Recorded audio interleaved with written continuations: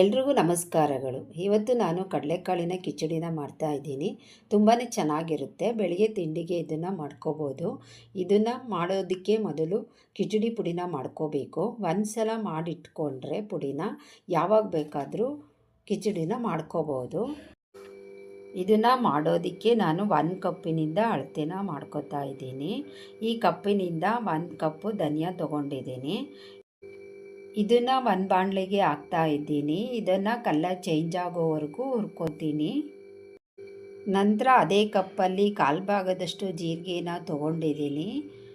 ಇದನ್ನು colour change ಆಗೋವರೆಗೂ fry ಮಾಡ್ಕೋಬೇಕು. ಅರ್ಧ ಫ್ರೈ ಆದಮೇಲೆ ಇದಕ್ಕೆ 2 ಚಮಚದಷ್ಟು ಮೆಣಸನ್ನು ಸೇರಿಸ್ಕೋಬೇಕು.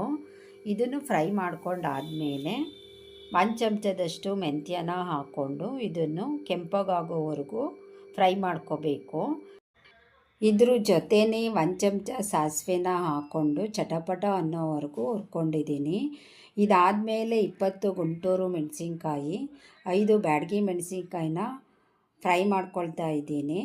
ಇದನ್ನು 1 ನಿಮಿಷ ಫ್ರೈ ಮಾಡಿಕೊಂಡ್ರೆ ಸಾಕಾಗುತ್ತೆ.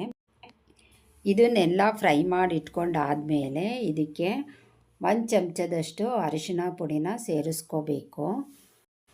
ನಂತರ ಎಲ್ಲನೂ ಮಿಕ್ಸಿ ಜಾರಿಗೆ ಹಾಕ್ಕೊಂಡು ಸಣ್ಣಗೆ ಪುಡಿ ಮಾಡಿಟ್ಕೊಂಡ್ರೆ ಕಿಚಡಿ ಪುಡಿ ರೆಡಿ ಆಗುತ್ತೆ. ಇದನ್ನು ಮಾಡಿಟ್ಕೊಂಡು ಆಮೇಲೆ ಒಗ್ಗರಣೆ ಹಾಕ್ಕೋಬೇಕು. ಕಿಚಡಿ ಪುಡಿನೇ ಇದಕ್ಕೆ ಮೇಯ್ನು ಬೇಕಾಗಿರೋದು.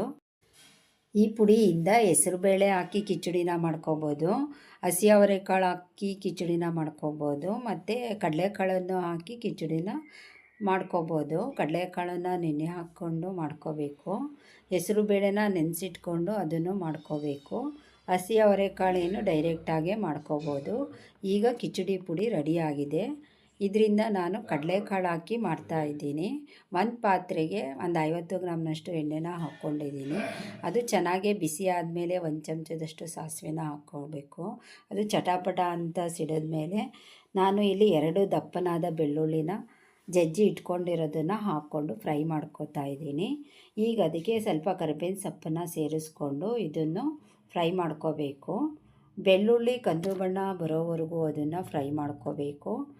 ಇದು ಕಂದು ಬಣ್ಣ ಬಂದಾದಮೇಲೆ ಇದಕ್ಕೆ 2 ಹೆಚ್ಚಿಟ್ಕೊಂಡಿರೋ ಟೊಮೊಟೊ ಹಣ್ಣನ್ನು ಸೇರಿಸ್ಕೊಂಡು ಇದನ್ನು ಫ್ರೈ ಮಾಡ್ಕೋಬೇಕು. ಇದು ಟೊಮೊಟೊ ಫ್ರೈ ಆದಮೇಲೆ ಇದಕ್ಕೆ ನೆನೆಸಿಟ್ಕೊಂಡಿರೋ 50 ಗ್ರಾಮ್ನಷ್ಟು ಕಡಲೆಕಾಳನ್ನು ಸೇರಿಸ್ಕೋಬೇಕು. ಎರಡನ್ನೂ ಮತ್ತು ಕಡಲೆಕಾಳು ಮತ್ತು ಟೊಮೊಟೊ ಎರಡನ್ನೂ ಸೇರಿಸಿ ಫ್ರೈ ಮಾಡ್ಕೋತಾ ಇದ್ದೀನಿ.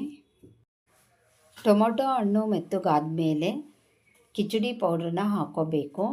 ಇಲ್ಲಿ ಕಿಚಡಿ ಪೌಡ್ರನ್ನ 2 ಚಮಚದಷ್ಟು ಸೇರಿಸ್ಕೋಬೇಕು.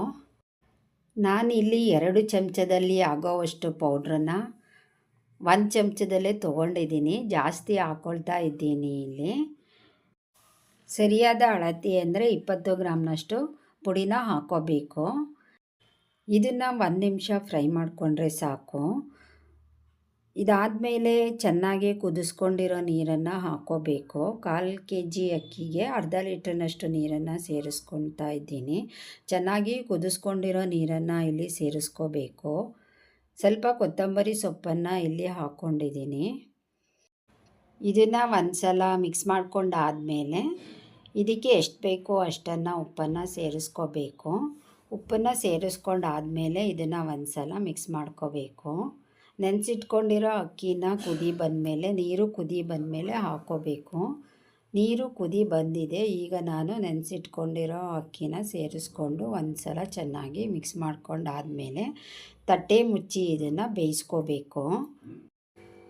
ಅಕ್ಕಿ ಅರ್ಧ ಬೆಂದ ನಂತರ ಒಂದು ಸಲ ಮಿಕ್ಸ್ ಮಾಡ್ಕೋಬೇಕು. ಮಿಕ್ಸ್ ಮಾಡ್ಕೊಂಡಾದಮೇಲೆ ಇದನ್ನು ತಟ್ಟೆ ಮುಚ್ಚಿ 10ರಿಂದ 15 ನಿಮಿಷ ಸಣ್ಣ ಉರಿಯಲ್ಲಿ ಬೇಯಿಸ್ಕೊಂಡ್ರೆ ಕಿಚಡಿ ರೆಡಿ ಆಗುತ್ತೆ.